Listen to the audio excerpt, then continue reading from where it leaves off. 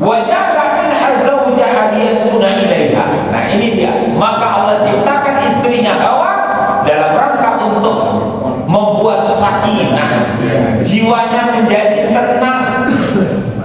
Maka ada istri itu jiwa menjadi tenang, Pak. Ya, benar apa enggak? Ada istri jiwa tenang apa tidak? Tenang. Sehingga mohon maaf kalau ada di antara kita ditinggal istri itu rasanya ya benar nggak, Pak? Gitu?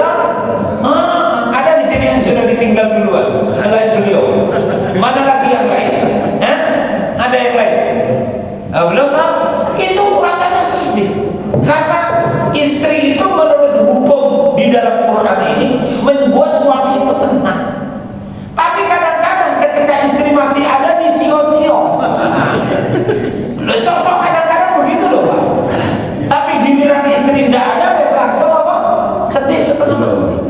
Loh iya, kalau istri saya ada di rumah, saya cuek-cuek saja lah sambil main HP. Giliran istri berangkat outbound dengan takhasus nginep semalam, malam hari saya tak bisa tidur. Belok kanan, belok kiri, batik kanan, batik. Kok ora iso turu-turu yo? Rupanya tangan saya ini melimpah ke kanan itu kosong, Pak. Loh, terus batik badan ke kanan kosong, biasanya ada. Loh kok tiba-tiba ada? Itu iso tidur loh, Pak. Padahal istrinya mau ke kamar mandi semalam tok loh. Lah kok iso yo? Oh, rupanya itulah yang didawuhkan oleh Gusti Allah, liyaskuna ilaiha, untuk membangun apa? Rasa tenang, rasa nyaman di dalam jiwa kita dengan kehadiran suami istri. Falamma taghasyaha, maka secara alamiah Nabiullah Adam mendekat kepada istrinya, terjadilah hubungan suami istri. Nah, jadi itu pelajaran pertama Adam, itu alamiah Adam. Sudah bawa. Jadi kalau anak muda mau nikah tidak usah pakai kursus. Wah, usah. Aku begini. Malam pertama piye? Aku tak kursus dulu. Ada nggak tempat pelatihan? Nggak usah. Banyak. Iku wes apa istilahnya? Wes otomatis. Orang usah pakai kursus. Pendidikan pranikah. Pendidikan pranikah, tapi ketika urusan itu orang saling kursus, Pak. Apa mending pakai praktekan, wes usah. Itu takut sahabat. Ada mendekat kepada istrinya Hawa. Hamalat hamlan khafifan. Kemudian Hawa merasa terkejut, kenapa perutnya kok berubah? Kan belum pernah ada peristiwa kehamilan. Ketika ada perutnya berubah loh, perut ini ngopo ini? Kira-kira kebingungan ini. Lalu apa sih ada di dalam perut ini? Apa yang ada di dalam perut ini?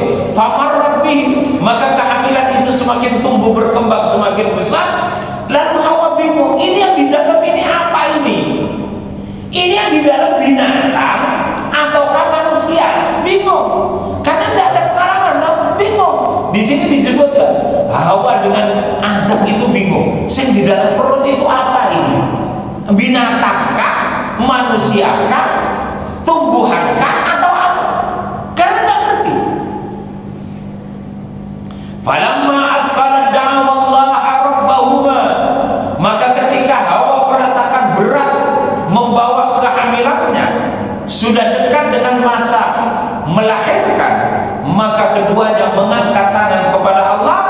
Ya Allah, tolong ya Allah, yang di dalam perut ini jangan sampai binatang, jangan sampai tumbuhan, tetapi kami mohon kepada Engkau, hendaklah yang di dalam perut istri saya ini adalah makhluk yang seperti saya.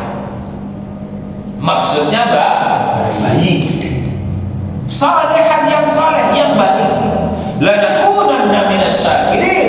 Kalau nanti lahir dalam keadaan dia seseorang seperti saya, yang dia ini saleh, yang dia ini baik, maka tentu pasti saya akan bersyukur kepada Engkau ya Allah. Maka di dalam kitab tafsir Ibnu Katsir ini diceritakan cerita-cerita Israiliyat, walaupun dibantah juga oleh Ibnu Katsir, ini cerita Israiliyat. Jadi dikatakan kehamilan pertama meninggal dunia, kehamilan yang kedua meninggal dunia, kehamilan yang ketiga fa'atahuma aidan fadhaqara lahuma fa'adrakahuma hubbal waladi fayusammiyahu Abdul Haris. Karena ketika Hawa itu hamil, iblis itu melilingi Hawa. Kamu lagi ngomong, lalu anak pertama dilahirkan itu meninggal dunia, anak yang kedua juga meninggal dunia, lalu kemudian iblis menawarkan bantuan untuk dibantu. Bisa dipahami? Untuk membantu agar kelahirannya itu dalam keadaan apa? Dalam keadaan baik. Wallahu a'lam bishawab. Tapi Ibnu Katsir mengatakan ini cerita gharib, artinya tidak ada dasar. Tapi dituliskan oleh siapa? Oleh Ibnu Katsir di dalam Tafsirul Qur'anil Azim ini. Tapi beliau juga mengatakan ini adalah apa namanya? Berita yang gharib. Gharib itu sesuatu yang tidak jelas. Jadi tidak harus dijadikan sebagai ikutan. Tapi yang pasti bahwa ketika Nabiullah Adam mendapati istrinya hamil, ketika mendekati kelahiran, Nabiullah Adam berdoa kepada Allah agar diberikan oleh Allah anak yang saleh. Kalau anak yang saleh yang lahir dari rahim istrinya, maka tentu Nabiullah Adam alaihissalam akan menjadi orang yang berbahagia. Dan dari kelahiran itu turun kemudian berkembang biaklah manusia dan jumlahnya sudah banyak seperti sekarang ini. Bapak Ibu sekalian yang dimuliakan Allah Subhanahu wa taala, maka di dalam surah Al-Baqarah 190, falamma atahuma salihan, Allah sudah lahirkan dari rahimnya Hawa itu seorang anak yang saleh, ja'ala lahu syuraka fima atahuma, lalu kemudian muncullah hubungan antar mereka, fata'ala Allahi amma yusyrikun, maka mulailah dari anak-anak keturunan mereka ini melakukan perbuatan maksiat kepada Allah. Siapa dia?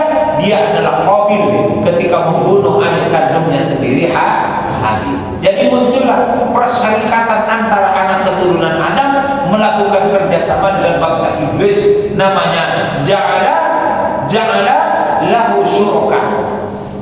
Iblis bekerja sama dengan siapa? Qabil untuk membunuh Habil. Na'udzubillahi min dzalik.